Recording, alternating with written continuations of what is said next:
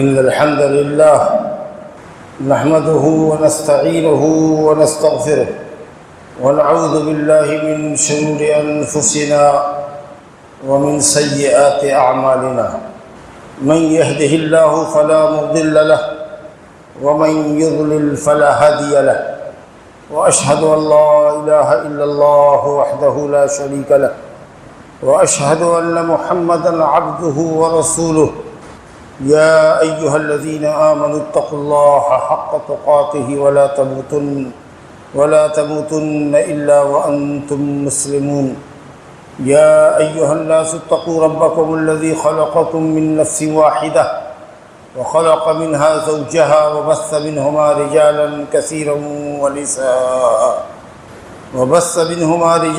كثيرا ونساء واتقوا الله الذي تساءلون به والأرحام إن الله كان عليكم رقيبا. يا أيها الذين آمنوا اتقوا الله وقولوا قولا سديدا يصلح لكم أعمالكم ويغفر لكم ذنوبكم، ومن يطع الله ورسوله فقد فاز فوزا عظيما. أما بعد فإن خير الحديث كتاب الله، وخير الهدي هدي محمد صلى الله عليه وسلم، وشر الأمور محدثاتها وكل محدثة بدعة وكل بدعة ضلالة وكل ضلالة في النار. أعوذ بالله من الشيطان الرجيم. فمن كان يرجو لقاء ربه فليعمل عملا صالحا ولا يشرك بعبادة ربه أحدا. بزرگوں اور دوستو، بندہ مسلم جو نیکی کا عمل کرتا ہے، چاہے وہ نیکی فرض ہو یا نفل، واجب ہو یا مستحب، دو چیزیں ہمیشہ اس کے دامن گیر رہتی ہیں. ایک تو یہ کہ وہ کیسے اچھا عمل کرے. اللہ سبحانہ و تعالیٰ نے جس بندگی کا حکم فرمایا ہے، جس کی ترغیب دی ہے، اس بندگی کو عمدہ طریقے پر کیسے بجا لائے، مومن کو اس بات کی فکر رہتی ہے. اور دوسری فکر یہ دامن گیر ہوتی ہے کہ کیسے یہ بندگی اللہ کے نزدیک درجہ قبولیت کو پہنچ جائے، اللہ اس کو قبول کر لے. بندگی ہماری اچھی کیسے ہوگی؟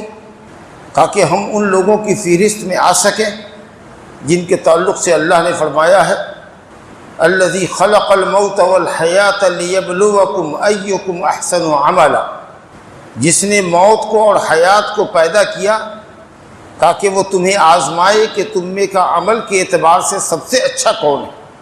تو ہم کیا کریں کہ ہمارا عمل سب سے اچھا ہو اور ہم سب سے اچھے عمل کرنے والوں میں شمار کیے جائے. یہ ہر مومن کی پہلی فکر ہوتی ہے. اہل علم نے قرآن اور حدیث کی روشنی میں بتایا ہے کہ اچھے عمل کے لیے دو بنیادی شرطیں ہیں، اور انہی دونوں بنیادی شرطوں کو اللہ تعالیٰ نے سورہ کہف کی آخری آیت میں ذکر کیا ہے، جس کی میں نے ابھی آپ کے سامنے تلاوت کی. فَمَنْ كَانَ يَرْجُو لِقَاءَ رَبِّهِ فَلْيَعْمَلْ عَمَلًا صَالِحًا وَلَا يُشْرِكْ بِعِبَادَةِ رَبِّهِ أَحَدًا. جو اللہ رب العالمین سے ملاقات کی خواہش رکھتا ہے، امید رکھتا ہے کہ اللہ سے اس کی ملاقات ہو، اللہ کا دیدار اس کو نصیب ہو، کیونکہ ملاقات ہوگی تو دیدار بھی ہوگا، تو اس کو کیا کرنا ہے؟ فَلْيَعْمَلْ عَمَلًا صَالِحًا، اس کو چاہیے کہ وہ عمل صالح کرے. وَلَا يُشْرِكْ بِعِبَادَةِ رَبِّهِ أَحَدًا، اور اپنے رب تعالیٰ کی بندگی میں کسی دوسرے کو شریک نہ ٹھہرائے. خالص اللہ کے لیے بندگی کرے، جس کو توحید کہتے ہیں. تو توحید پر، اخلاص پر مبنی عبادت ہو. اور دوسری شرط یہ ہے کہ عمل صالح ہو، یعنی شریعت کے مطابق، سنت کے مطابق. یہ دونوں شرط کسی بھی عمل کے صالح ہونے کے لیے ضروری ہے. اور اگر یہ دونوں شرطیں مکمل طریقے سے پائی جائیں گی تو ان شرطوں کے مطابق عمل کرنے والا احسن عمل کرنے والا سمجھا جائے گا. بندگی اللہ کے لیے خالص ہونی چاہیے. بندگی کرنے والے کا مقصد صرف اللہ سبحانہ و تعالیٰ کی رضا اور خوشنودی ہونی چاہیے. نام نمود ریا، جزا اور بدلہ اور شکر گزاری کی کبھی خواہش نہیں ہو. کہ کوئی ہم کو بدلہ دے، کوئی ہمارا شکریہ ادا کرے، کوئی ہماری واہ واہی کرے۔ ہم نے نیک عمل کیا ہے، اللہ سے ہم کو ثواب کی امید ہے، ہم کسی اور سے اس کا بدلہ اور اس کی شکر گزاری نہیں چاہتے، ہم اپنا بدلہ صرف اللہ سے چاہتے ہیں۔ یہ جذبہ ہونا چاہیے عبادت کے پیچھے کہ صرف اللہ ہم سے راضی ہو اور خوش ہو۔ بندگی اسی کا حق ہے۔ اگر ہم نے بندگی میں کسی کو شریک کر دیا تو شرک اکبر کیا۔ بندگی تو اللہ ہی کے لیے کی، لیکن نام و نمود کی خواہش دل کے اندر ہے تو ہم نے شرک اصغر کیا، اور دونوں ہی حالت میں ہمارا عمل باطل ہو جائے گا، برباد ہو جائے گا۔ تو عمل اچھا کیا، عمل صحیح ہوگا ہی نہیں۔ فاعبد اللہ مخلصا لہ الدین، اللہ کی عبادت کرو، تابعداری کو اللہ کے لیے خالص کرو۔ خالص پیور کو کہتے ہیں، پیور، جس میں کسی طرح کی ملاوٹ نہ ہو۔ اللہ کی بندگی میں کسی دوسرے کی ملاوٹ نہ ہو، صرف بندگی اللہ کے لیے ہو، اللہ کے لیے اور اللہ کی رضا اور خوشنودی کے لیے۔ اور دوسری جو شرط ہے وہ یہ ہے کہ محمد صلی اللہ علیہ وسلم کی سنت کے مطابق۔ اگر سنت رسول سے ہٹ کے عمل کریں گے تو وہ عبادت نہیں کہلائے گی، بدعت کہلائے گی، اور بدعت مردود ہے، ناقابل قبول ہے، غیر مقبول ہے۔ اس لیے جو بھی عمل کریں، فرض کریں کہ نفل کریں، دیکھیں کہ نبی صلی اللہ علیہ وسلم کی ہدایت کیا ہے۔ نبی صلی اللہ علیہ وسلم سے اگر ثابت نہیں ہے تو دیکھیں کہ خلفائے راشدین کا کیا عمل ہے۔ رسول گرامی صلی اللہ علیہ وسلم نے فرمایا علیکم بسنتی و سنت الخلفاء الراشدین المہدیین من بعد، میری سنت کو لازم پکڑو، اور جہاں میری سنت نہ ہو خلفائے راشدین کی سنت کو دیکھو۔ ابو بکر و عمر عثمان و علی رضی اللہ عنہم اجمعین کو دیکھو کہ انہوں نے کیا ہے کہ نہیں۔ نہ رسول گرامی صلی اللہ علیہ وسلم سے ثابت ہے، نہ خلفائے راشدین سے ثابت ہے، سمجھ لو کہ وہ عبادت نہیں، وہ بندگی نہیں ہو سکتی، وہ ثواب کا کام نہیں ہو سکتا۔ لیکن پھر بھی بغیر سنت کے عمل کرتے جا رہے ہو تو یہ عمل کی مردودیت کی دلیل ہے، عمل مقبول نہیں ہوگا تمہارا۔ حدیث ہے، نبی صلی اللہ علیہ وسلم نے فرمایا انا اغنی الشرکاء عن الشرک، حدیث قدسی ہے، انا اغنی الشرکاء عن الشرک۔ توحید اور خالص بندگی اللہ کی ہونی چاہیے۔ اللہ کہتا ہے میں شرکیہ بندگی سے بیزار ہوں۔ جس بندگی میں کوئی میرا پارٹنر کسی کو بنا دے، میں ایسی بندگی سے بیزار ہوں۔ من عمل عملا اشرک فیہ معی غیری ترکتہ وشرکہ، جس نے میری بندگی میں دوسرے کو شریک کر دیا، میں نے اس کو چھوڑا، اس کے شرک کو چھوڑا۔ اور رسول گرامی صلی اللہ علیہ وسلم نے فرمایا من عمل عملا لیس علیہ امرنا فہو رد، جس نے بھی کوئی عمل کیا اور اس عمل کے اوپر ہماری روشنی نہیں ہے، دلیل نہیں ہے، ہمارا حکم نہیں ہے، تو وہ عمل بھی مردود ہے۔ تو اگر آپ چاہتے ہیں، اور ہر مومن چاہتا ہے کہ اس کا عمل اچھا ہو، تو ان دو شرطوں کو پورا کرنا ہوگا کہ عمل خالص اللہ کی رضا اور خوشنودی کے لیے ہونا چاہیے، اور دوسرے کہ محمد صلی اللہ علیہ وسلم کی صحیح سنت کے مطابق انجام پانا چاہیے۔ چلیے، خیر سے جب آپ نے یہ دو شرطیں پوری کر لی اور آپ نے عبادت اچھی انجام دے دی، تو دوسری فکر انسان کو یہ دامن گیر ہوتی ہے کہ یہ عمل اللہ رب العالمین کے نزدیک مقبول کیسے ہو۔ عمل تو ہو گیا، لیکن یہ کہ عمل اللہ کے نزدیک مقبول ہو، یہ غم اور یہ ہم اور یہ فکر عمل کرنے کی فکر سے کہیں بھی کم نہیں، بلکہ کہیں زیادہ ہے۔ حضرت علی بن ابی طالب رضی اللہ عنہ کا قول ہے کہ عمل کی قبولیت کی فکر عمل کرنے سے زیادہ ہونی چاہیے، کہ کیسے ہمارا عمل اللہ کو قبول ہو جائے، مقبول ہو جائے۔ حضرت ابو دردہ رضی اللہ عنہ کہتے تھے کہ اگر مجھ کو یقین ہو جائے کہ میرا کوئی عمل، کوئی نماز اللہ نے قبول کر لی، تو دنیا اور دنیا کی تمام دولت سے وہ میرے لیے بہتر ہوگی۔ اگر یہ یقین ہو جائے کہ میرا عمل اللہ نے قبول کیا، تو قبولیت عمل کی فکر بہت بڑی چیز ہے۔ اور ظاہر بات ہے کہ اگر عمل مقبول نہ ہو اللہ کے نزدیک تو اس عمل کی کیا قیمت ہے؟ تنکے کے مانند ہے، اس کی تو کوئی حیثیت نہیں، راکھ کی ڈھیر ہے وہ، جو تیز تند ہوا کے دن راکھ کی ڈھیر اڑ جاتی ہے، ایک چٹکی بھر راکھ نہیں باقی رہتی۔ اگر گرمی کے زمانے میں خوب تیز پچھیاں چل رہی ہو اور راکھ کی ڈھیر رکھ دیجیے کھلے میدان میں، تو ایک چٹکی راکھ نہیں بچے گی۔ وہی حال ہے۔ تو عمل مقبول کیسے ہو، اس کو سمجھنے کی ضرورت ہے۔ اس کے لیے کچھ اسباب ہیں۔ اللہ اکبر، عمل کی قبولیت کے لیے کچھ اسباب ہیں، ان کو بروئے کار لائیے، تو اللہ کے فضل سے ہم امید کریں گے کہ ہمارا عمل اللہ نے قبول کر لیا. امید ہی کر سکتے, کوئی بات تو یقین کے ساتھ کہہ نہیں سکتے کہ اس کا کون عمل اللہ نے قبول کیا یا نہیں کیا, رد کر دیا, اس کا تو کوئی پتہ نہیں, تو غیبی شے ہے یہ. لیکن ہاں کچھ اسباب ہیں جن سے سمجھا جاتا ہے یا جا سکتا ہے کہ یہ عمل اللہ کے نزدیک مقبولیت کے درجے کو پہنچا. سب سے بڑا سبب جس کو آپ کہہ لیجیے تمام سبب کا بنیادی سبب, سببوں کا سبب, وہ یہ ہے کہ آدمی متقی ہو. اللہ تعالیٰ متقیوں کا عمل قبول کرتا ہے. انما یتقبل اللہ من المتقین, اللہ رب العالمین متقیوں کی بندگی قبول کرتا ہے. حضرت آدم علیہ السلام کے دو بیٹوں نے اپنا اپنا نذرانہ اللہ کے سامنے پیش کیا, اپنی اپنی قربانی پیش کی.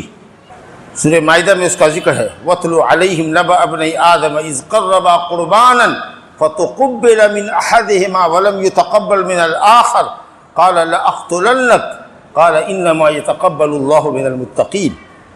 دونوں نے کسی بات پر ڈسپوٹ ہوا, دونوں میں جھگڑا ہوا, تو کہا کہ چلو اللہ سے فیصلہ لیتے ہیں, تم بھی کچھ قربانی پیش کرو, نذر و نیاز پیش کرو, ہم بھی کرتے ہیں.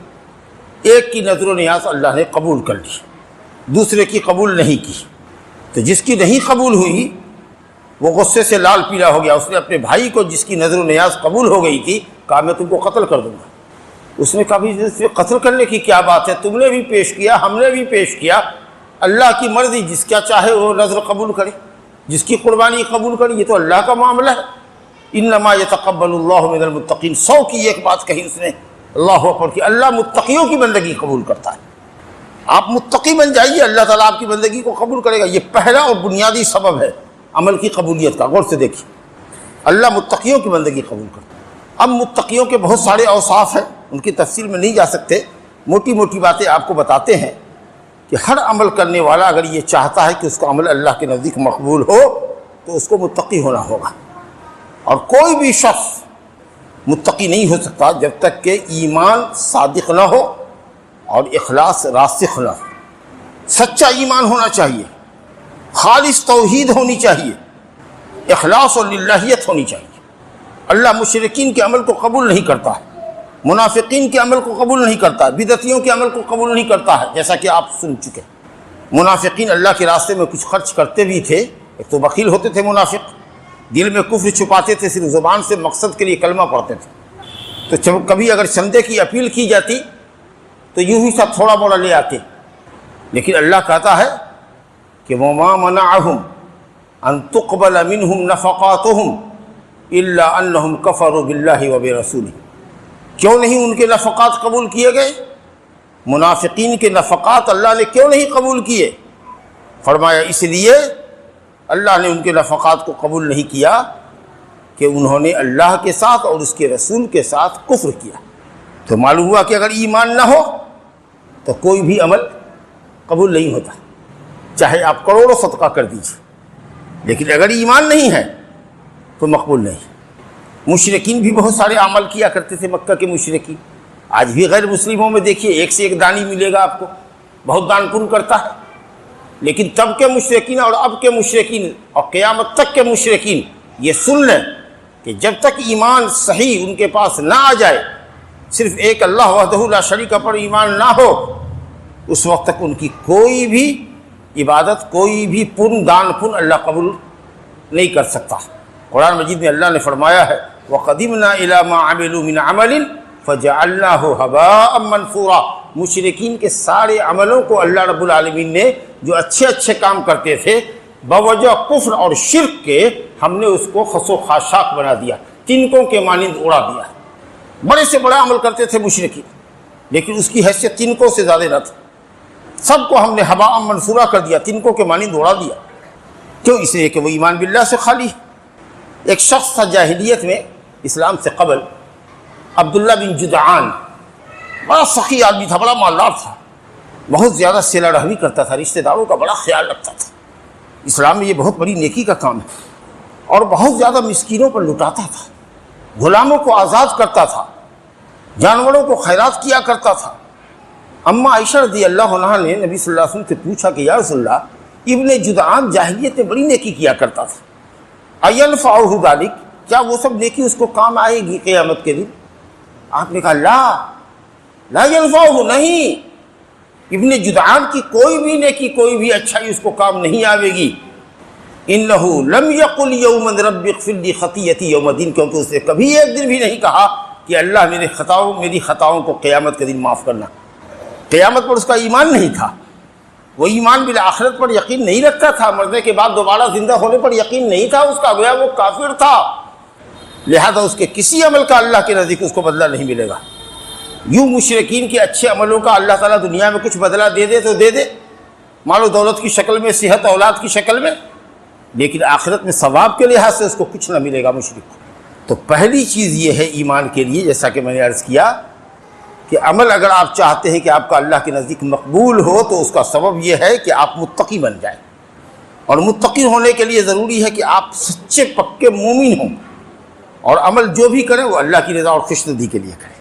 دوسری بات یہ ہے، متقی ہونے کے لیے انتہائی ضروری ہے کہ آپ نبی صلی اللہ علیہ وسلم کی سنت کو فالو کریں، سنت سے چمٹ جائیں، سنت کی روشنی میں عمل کریں، کیونکہ اگر سنت سے ہٹ کے آپ عمل کرتے ہیں تو ابھی آپ نے حدیث سنی ہے ام عائشہ رضی اللہ عنہ کی کہ جو کوئی بڑے سے بڑا عمل کیوں نہ کرے، اگر نبی صلی اللہ علیہ وسلم کی سنت سے ہٹ کے کرتا ہے، بغیر دلیل کے کرتا ہے، تو وہ عمل اس کا مردود ہے، وہ متقی کیسے ہوگا؟ تو مشرک اور بدعتی کہیں متقی ہوگا؟ ہرگز نہیں۔ تو ایک دوسرا سبب یہ ہے کہ جو بھی ہم عمل کریں سنت کے مطابق کریں۔ تیسرا سبب کیا ہے ہمارا، کیسے سمجھیں؟ کیا سبب ہے متقی کا؟ متقی کی پہچان کیا ہے؟ تو اللہ کا حق ادا کرنے کے بعد رسول اللہ صلی اللہ علیہ وسلم کی سنت کی پیروی کرنے کے ساتھ ساتھ ضروری ہے کہ آدمی اللہ کے بندوں کا حق ادا کرے، تو ایسے بندوں کی نیکی بھی قبول ہوتی ہے۔ اب مان لیجئے کہ کسی کے ماں باپ ہیں، کرتا تو خوب نیکی ہے اور سنت کی خوب پیروی کرتا ہے، لیکن ماں باپ کو ستاتا ہے، گالی دیتا ہے، مارتا ہے، اپنی اولاد کو ضائع کرتا ہے، لوگوں کا حق مارتا ہے، آپ کیا سمجھتے ہیں کہ وہ متقی ہوگا؟ اللہ کے حق کے ساتھ ساتھ بندوں کا بھی حق ادا کرے۔ دیکھیے ایک آیت بڑی خوبصورت سی ہے سورہ احقاف کے اندر، اللہ تعالیٰ نے فرمایا وَوَصَّيْنَا الْإِنسَانَ بِوَالِدَيْهِ حُسْنًا حَمَلَتْهُ أُمُّهُ كُرْهًا وَوَضَعَتْهُ كُرْهًا۔ حضرت لمبی آیت ہے کہ اللہ کہتا ہے کہ ہم نے انسان کو وصیت کی ہے کہ اپنے ماں باپ کے ساتھ نیکی کے ساتھ پیش آؤ، حسن سلوک کرو، اور خاص کے ماں کے ساتھ جس ماں نے تم کو پیٹ میں اٹھایا، تکلیف پر تکلیف سہ کر کے پیٹ میں اٹھاتے رہی حمل کے دوران، اور بچہ جس وقت جننے کا وقت آیا، ولادت کا وقت آیا، اس وقت کی تکلیف کا تو حال ہی نہ پوچھو کہ کیا تکلیف اس نے برداشت کی۔ اور اس کے بعد رب العالمین نے ذکر فرمایا ہے کہ وہ بندہ جب 40 سال کا ہو جائے یا 40 کے قریب کا ہو جائے تو اللہ تعالیٰ سے نعمتوں کی شکر گزاری کی توفیق مانگے، اور اس کے بعد اپنی اولاد کی، اپنی ذریت کی صلاح و فلاح کی دعا کرے کہ اللہ ہماری اولاد کو بھی نیک بنا، ماں باپ کے ساتھ احسان کرے، نیکی کا کام کرے، اللہ کی نعمتوں کی شکر گزاری کرے، اپنی اولاد کو نیک اور درست بنانے کے لیے کوشش کرے، اس کی تربیت کرے۔ اس کے بعد رب العالمین فرماتا ہے اولئک الذین نتقبل عنہم احسن ما عملوا ونتجاوز سیئات، یہی وہ لوگ ہیں جن کی نیکیوں کو ہم قبول کرتے ہیں اور گناہوں کو مٹا دیتے ہیں۔ تو آپ نے دیکھا متقی کا ایک بڑی علامت اور اعمال کی قبولیت کا ایک بڑا سبب یہ ہے کہ آدمی اپنے ماں باپ کے ساتھ اچھا سلوک کرے، اپنی اولاد کی تربیت کرے، اور درجہ بدرجہ جس کا حق ہے اس کا حق ادا کرے، کسی کی حق تلفی نہ کرے، تاکہ وہ اللہ تعالیٰ کا سرخرو ہو، اللہ کے پاس سرخرو ہو، متقی بندہ بنے، اور اللہ اس کی نیکیوں کو قبول فرمائے۔ چوتھی چیز نیکیوں کے قبولیت کے اسباب میں سے یہ ہے کہ آدمی جتنی بڑی بھی نیکی کرے ہمیشہ ڈرتا رہے، نیکی کرے اور ڈرتا رہے کہ معلوم نہیں اللہ تعالیٰ کے یہاں کہیں یہ نیکی رد تو نہیں کر دی جائے گی۔ کیا مطلب؟ نیکی کرنے کے بعد عجب اور کبر میں کبھی مبتلا نہیں ہونا چاہیے کہ میں نے کوئی بڑا کام کیا۔ اللہ کے بندے وہ ہیں جو نیکی کر کے ڈرتے ہیں کہ لا قدر اللہ نہ کرے کہیں ہمارا عمل رد نہ کر دیا جائے، ردی کی ٹوکری میں نہ ڈال دیا جائے۔ اللہ نے اپنے اولیاء متقین کی صفت بتائی ہے، ان الذین هم من خشیۃ ربهم مشفقون والذین هم بآیات ربهم یؤمنون والذین هم بربهم لا یشرکون والذین یؤتون ما آتوا وقلوبهم وجلة انهم الى ربهم راجعون اولئک یسارعون فی الخیرات وهم لها سابقون۔ اللہ اکبر۔ وہ لوگ جو اپنے رب کی خشیت اور خوف سے ہیبت زدہ رہتے ہیں، اللہ کا خوف اور خشیت آپ کے دل میں رہے، اور وہ لوگ جو رب تعالیٰ کی آیتوں پر ایمان رکھتے ہیں، اور وہ لوگ جو اپنے رب کے ساتھ کسی کو شریک نہیں کرتے، اور وہ لوگ جو نیکیاں کرتے ہیں، والذین یؤتون ما آتوا، جیسا کہ اس کی تفسیر حضرت رسول اللہ صلی اللہ علیہ وسلم سے معلوم ہے۔ ترمذی کی روایت ہے، اما عائشہ نے پوچھا کہ رسول اللہ یہ کون لوگ ہیں والذین یؤتون ما آتوا، کیا یہ وہ لوگ ہیں جو شرابی کبابی زناکار ہیں؟ کہا نہیں، یہ وہ لوگ ہیں جو نیکی کرتے ہیں، نماز پڑھتے ہیں، روزہ رکھتے ہیں، صدقہ خیرات کرتے ہیں، وقلوبہم وجلۃ، اور ان کا دل ڈرتا ہے کہ اللہ ہماری بندگی کو قبول کر لے، دل ڈرتا ہے اللہ رد نہ کر دے۔ تب اللہ نے فرمایا اولئک یسارعون فی الخیرات، یہی وہ لوگ ہیں جو نیکیوں کی طرف دوڑتے ہیں، وہم لہا سابقون، اور نیکیوں میں سبقت کرتے ہیں، ایسے لوگوں کی نیکی قبول ہوتی ہے۔ اور اسی طریقے سے پانچویں بات یہ کہ اللہ تعالیٰ سے حسن ظن رکھو، ڈرو بھی اور اللہ سے حسن ظن بھی رکھو کہ اللہ قبول کر لے، اللہ قبول کر لے، بڑی بات ہے، کیونکہ اللہ بندے کے حسن ظن کے پاس ہے۔ آپ جیسا گمان اللہ سے رکھیے گا اللہ ویسے ہی معاملہ کرے گا آپ کے ساتھ، کہ اللہ ٹوٹی پھوٹی بندگی ہے اس کو قبول کر لے۔ اللہ غفور و شکور ہے، ذو الفضل العظیم ہے، وہ تھوڑے پر بہت دیتا ہے۔ حدیث قدسی ہے کہ جب بندہ ایک بالشت اللہ کی طرف بڑھتا ہے، یعنی نیکی کی طرف بڑھتا ہے، تو اللہ اس کی طرف ایک ہاتھ بڑھتا ہے، اور جب بندہ ایک ہاتھ بڑھتا ہے تو اللہ تعالیٰ اس کی طرف دونوں ہاتھ پھیلا کر کے آپ نے فرمایا کہ اتنا بڑھتا ہے۔ اگر بندہ اللہ کے پاس چل کے آتا ہے تو اللہ دوڑ کے پاس اس کے پاس آتا ہے۔ یہ ہے اللہ کا فضل اور احسان۔ تو اللہ تعالیٰ سے حسن ظن رکھیے۔ اور آخری بات یہ کہ اللہ تعالیٰ سے دعا خوب کیجیے کہ اللہ ہمارے عمل کو قبول کر لے، اللہ ہمارے عمل کو قبول کر لے، اس کی دعا خوب کیجیے، عمل کیجیے اور عمل کی قبولیت کی دعا کیجیے۔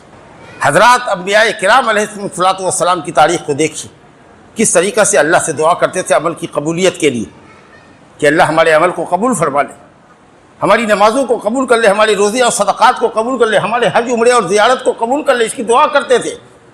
حضرت ابراہیم خلیل اللہ علیہ الصلوۃ والسلام اور ان کے بیٹے حضرت اسماعیل علیہ الصلوۃ والسلام، دونوں باپ بیٹے مل کے کعبہ کی تعمیر کر رہے ہیں۔ وَإِذْ يَرْفَعُ إِبْرَاهِيمُ الْقَوَاعِدَ مِنَ الْبَيْتِ وَإِسْمَاعِيلُ رَبَّنَا تَقَبَّلْ مِنَّا إِنَّكَ أَنْتَ السَّمِيعُ الْعَلِيمُ۔ کتنا مبارک عمل ہے، دونوں باپ بیٹے کعبہ کی دیواروں کو کھڑی کر رہے ہیں، کعبہ تیار کر رہے ہیں، لیکن زبان کے اوپر جو عاجزی اور گریہ زاری کے ساتھ جو کلمات مچل رہے ہیں، جو زبان سے کلمہ نکل رہا ہے، وہ یہ ہے کہ اے رب ہمارے ہم دونوں باپ بیٹی کی اس خدمت کو قبول کر لے۔ یہ کون کہہ رہا ہے؟ ابراہیم خلیل اللہ علیہ الصلوۃ والسلام، اے اللہ ہماری اس عمل کو قبول کر لے۔ سید الاولین والآخرین محمد صلی اللہ علیہ وسلم قربانی کا دمبا پٹکے ہوئے اور ہاتھ میں چھری ہے، نبی صلی اللہ علیہ وسلم ہے، اور کہہ رہے ہیں بسم اللہ اللہم تقبل من محمد وآل محمد، اللہ ہی کے نام سے ذبح کر رہا ہوں، اے اللہ اس قربانی کو محمد کی طرف سے اور محمد کے بال بچوں کی طرف سے قبول فرما۔ یہ قبولیت کی دعا کون کر رہے ہیں؟ محمد صلی اللہ علیہ وسلم۔ ہم آپ کو کتنی دعا کرنی چاہیے اللہ تعالیٰ سے کہ اللہ جو کچھ ہم نے نیکی کی ہے یا کر رہے ہیں، اللہ اس کو شرف قبولیت دے دیجیے، اس کو قبول کر لیجیے۔ یہ سب اسباب ہیں قبولیت اعمال کے۔ اللہ رب العالمین ہم سب کو مقبولین بندوں میں بنائے اور ہم سب کی بندگیوں کو اللہ قبول فرمائے۔ ایک آخری بات جو کہہ کر کے خطبہ ختم کرنا چاہتے ہیں وہ یہ ہے کہ کچھ بندوں کو یا مومن بندوں کو اس بات کی بھی بڑی لالچ ہے اور پریشانی لگی رہتی ہے اور جستجو لگی رہتی ہے کہ مولانا کچھ علامت ہے، کچھ بشارت ہے جس سے ہم سمجھیں کہ ہماری نیکی قبول ہو گئی۔ یہ تو اسباب ہے قبولیت اعمال کے جو آپ نے بیان کیے، کچھ ایسی علامت بتائیے جس سے ہم سمجھیں کہ ہاں ہمارا حج قبول ہو گیا، ہماری نماز قبول ہو گئی، ہمارا روزہ قبول ہو گیا۔ بہت اچھی بات ہے، الحمدللہ کتاب و سنت کے اندر اس سوال کا بھی جواب موجود ہے۔ اگر آپ نے کوئی نیکی کی اور نیکی کے بعد نیکی کی اور نیکی کے بعد نیکی کی، نیکی کا جذبہ بڑھتا چلا گیا اور گناہوں سے نفرت دل میں پیدا ہوتی چلی گئی، تو یہ بشارت ہے آپ کے لیے، خوشخبری ہے کہ آپ کی نیکی قبول ہو رہی ہے۔ لیکن رمضان میں روزہ رکھا، نماز پڑھا، رمضان کے بعد نماز غائب، سب گول ہو گیا۔ دلیل اس بات کی ہے کہ عمل مردود ہو گیا، آپ کا قبول نہیں ہوا، کیونکہ اگر وہ قبول ہوتا تو رمضان کے بعد بھی آپ کی زندگی میں انقلاب آتا ہے۔ ذی الحجہ کے 10 دن جو فضیلت کے تھے اور 13 دن 3 دن اور جو قربانی کے تھے آپ کے 10 سے لے کر 13 تک، جس میں آپ نے جانوروں کی قربانی کی، اللہ کا بہت نام لیا، اب دل میں اللہ کا ذکر کا خیال بھی پیدا نہیں ہوتا، نہیں ہوا، کچھ نہیں ہوا۔ نیکی اپنے پیچھے نیکی کو لاتی ہے اور گناہ اپنے پیچھے گناہ کو لاتا ہے۔ اگر گناہ پر گناہ کیے جا رہے ہیں تو یہ بد نصیبی ہے، اور نیکی ایک کی، پھر دوسری نیکی کی چاہت ہوئی، پھر تیسری نیکی کی چاہت ہوئی، نیکی کا جذبہ بڑھتا چلا گیا، تو یہ دلیل ہے اس بات کی کہ اللہ نے آپ کی نیکی کو قبول کر لیا ہے، اسی کا یہ اثر ہے۔ اللہ فرماتا ہے وَمَنْ يَقْتَرِفْ حَسَنَةً نَزِدْ لَهُ فِيهَا حُسْنًا، جو ایک نیکی کرے گا ہم اس کی نیکی میں اضافہ کر دیں گے۔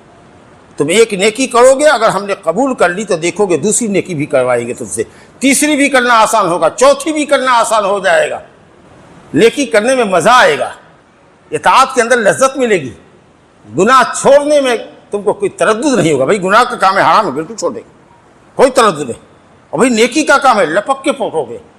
تو نیکی اگر اپنے پیچھے نیکی لائے تو یہ دلیل ہے، علامت ہے، بشارت ہے کہ آپ کی نیکی قبول ہو گئی۔ حاجی نے اگر حج کیا، حج کرنے سے پہلے اس کی زندگی خراب تھی، گیا سچے دل سے اس نے توبہ کیا، ارکان ادا کیا، اللہ نے اگر حج قبول کیا تو اس کی زندگی میں سدھار آئے گی، اس کی زندگی میں سدھار آئے گا۔ پہلے خراب تھا، اب اچھا انسان بن گیا، پہلے اچھا تھا، بھلا آدمی تھا ماشاءاللہ، اب حج کرنے کے بعد اور مزید بھلا ہوگا وہ، اور اس کی نیکی میں اضافہ ہوگا، سمجھ لیجئے کہ اس آدمی کا حج قبول ہو گیا، دیکھ رہے ہیں کہ اس کی زندگی میں تبدیلی بہت آ گئی۔ یہ دلیل ہے، علماء نے فرمایا۔ دیکھیے قرآن کی آیت ہے، هل جزاء الاحسان الا الاحسان۔ حضرت حسن بصری کہتے تھے کہ نیکی کی قبولیت کی پہچان یہ ہے کہ نیکی کے بعد انسان نیکی کرے، لیکن اگر نیکی کے بعد وہی پہلی جیسی حالت رہی، حج کرنے سے پہلے جیسے پاجی تھے، حاجی ہونے کے بعد بھی ویسی پاجی رہے، تو سمجھو کہ تمہارا حج قبول نہیں ہوا، لاکھ تم کو دنیا حاجی کہے، لیکن پہلے سی حالت سے اچھی حالت ہو جانی چاہیے تمہاری، نمازوں کی پابندی ہونی چاہیے، خیر خیرات سے محبت ہونی چاہیے، نیکی کی طرف لپکنے کا جذبہ ہونا چاہیے، دوسروں کی خیر خواہی دل میں ہونی چاہیے، وغیرہ ذالک۔ ایک چیز تو یہ ہوئی۔ دوسری چیز علامت یہ ہے کہ انسان جب نیکی کرتا ہے تو اللہ رب العالمین جب اس کی نیکی کو قبول کرتا ہے تو بندے کے دلوں میں اس کی محبت ڈال دیتا ہے۔ کچھ لوگوں سے نام کرنے کے لیے، تعریف کروانے کے لیے پیسے خرچ کرتے ہیں، روپے پیسے خرچ کرتے ہیں، کھانا کھلاتے ہیں، بڑے خاندان کے ہیں، بڑے بابو ہیں تو لوگ پیار کرتا ہے نا، غریب آدمی ہے بیچارہ، کچھ کسی کو نہیں کھلاتا پلاتا ہے، لیکن اللہ کا اتنا چہیتا بندہ ہے، اتنا مخلص بندہ ہے کہ اللہ اس بندے سے محبت کرتا ہے، اور جس بندے سے اللہ محبت کرتا ہے اس کی محبت بندوں کے دلوں میں، نیک بندوں کے دلوں میں ڈال دیتا ہے، حالانکہ اس نے کچھ پیسہ نہیں خرچ کیا۔ ارے محبت کہیں پیسہ خرچ کرنے سے حاصل کی جاتی ہے؟ آج کھلاویں گے تو میری تعریف کیجیے گا، کل نہ کھلاویں گے دو گالی دے دیجیے گا۔ کسی سے کوئی سچی محبت تبھی کر سکتا ہے جب اللہ اس سے محبت کرتا ہو، اس لیے کبھی کسی کی محبت کی خواہش مت کیجیے، کبھی کسی کی عزت کے بھوکے مت بنیے، عزت اللہ کے پاس ہے، اللہ سے مانگیے، جب اللہ آپ کو عزت دینے پر آئے گا اور آپ کو قبول کر لے گا تو آپ کی محبت لوگوں کے دلوں میں ڈالے گا۔ حدیث قدسی ہے کہ جب اللہ تعالیٰ محبت کرتا ہے کسی بندے سے تو جبریل امین کو کہتا ہے کہ اے جبریل میں فلاں سے محبت کرتا ہوں، تو بھی اس سے محبت کرو، اور فرشتے آسمان والوں کو پکار کے کہتے ہیں کہ اے آسمان کے فرشتوں، اللہ اور میں یعنی جبریل فلاں بندے سے محبت کرتے ہیں، تم بھی اس سے محبت کرو، پورا آسمان کے فرشتے اس سے محبت کرتے ہیں، تمام فرشتے محبت کرتے ہیں، اور اس کے بعد اس بندے کی محبت دنیا میں اللہ اتار دیتا ہے۔ اور اسی مضمون کو اللہ تعالیٰ نے فرمایا سورہ مریم میں، ان الذین آمنوا وعملوا الصالحات سیجعل لهم الرحمن ودا، جو لوگ ایمان والے ہیں اور نیک عمل کرنے والے ہیں، اللہ تعالیٰ لوگوں کے دلوں میں ان کی محبت ڈال دے گا۔ دو بڑی بات ہو گئی، اور ایک علامت اور بتاتے ہیں کہ جب کبھی بھی کہیں بھی کسی موڑ پر اپنے کسی عمل کا اللہ کو واسطہ دو کہ اے اللہ میں نے اپنے ماں باپ کی بڑی خدمت کی ہے، اے اللہ میں نے تیری رضا کے لیے حج کیا ہے، 5 لاکھ روپیہ خرچ کیا ہے، اب تو جانتا ہے کہ حاجی بننے کی کہیں لالچ نہیں تھی، اپنے گناہوں کی توبہ کے لیے، معافی کے لیے گیا تھا، تیری بخشش کے لیے گیا تھا، تو اس سے ثواب کی طلب میں گیا تھا، اگر یہ عمل میرا تیری رضا اور خوشنودی کے لیے ہے تو اللہ یہ میری پیش آمدہ مصیبت کو دور کر دے، اور اللہ نے آپ کی دعا قبول کر لی اور مصیبت آپ سے ٹل گئی، تو یہ اس بات کے لیے دلیل ہے انشاءاللہ کہ وہ عمل آپ کا مقبول ہے۔ یاد کیجئے ان 3 لوگوں کو جو غار میں چھپے تھے بارش سے بچنے کے لیے، اور غار کا منہ بند ہو گیا، اب کیسے نکلیں؟ تو تینوں نے اپنا اپنا عمل اللہ کے سامنے پیش کیا، تفصیل میں جانے کا موقع نہیں ہے.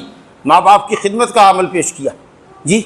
زناکاری پر قدرت رکھنے کے باوجود زناکاری چھوڑ دینے کا جو عمل تھا اس کو پیش کیا. اور تیسرے نے مزدور کی مزدوری کو بڑھا کر کے بہت بڑی دولت اس کے لیے جمع کر دی. الحمدللہ تینوں عمل اپنا اپنا پیش کرتا گیا اللہ کے سامنے اور کہتا گیا کہ اللہ اگر یہ کام میں نے تیری رضا اور خوشنودی کے لیے کیا ہے اور تو نے ہمارے اس عمل کو قبول کیا ہے تو ہماری تکلیف کو دور کر دے. پتھر سرکتا گیا سرکتا گیا سرکتا گیا اور جب تیسرے نے اپنی نیکی کا ذکر کیا تو اللہ نے پتھر کو لڑکا دیا, راستہ کھل گیا, نکل کے باہر چلے آئے. تو اگر آپ کسی عمل کو اللہ کے سامنے وسیلہ بنا کے پیش کرتے ہیں اور اللہ آپ کی حاجت اور ضرورت کو پوری کر دیتا ہے, یہ دلیل ہے اس بات کی کہ وہ عمل اللہ نے آپ کا قبول کر لیا ہے. اور آخری بات یہ کہ کبھی بھی کتنا بڑا بھی عمل کیجیے, اللہ کا جو حق آپ پر ہے, ہم پر ہے, اس حق کے مقابلے میں ہمارا جتنا بھی عمل ہو بڑا سے بڑا وہ بہت چھوٹا ہے.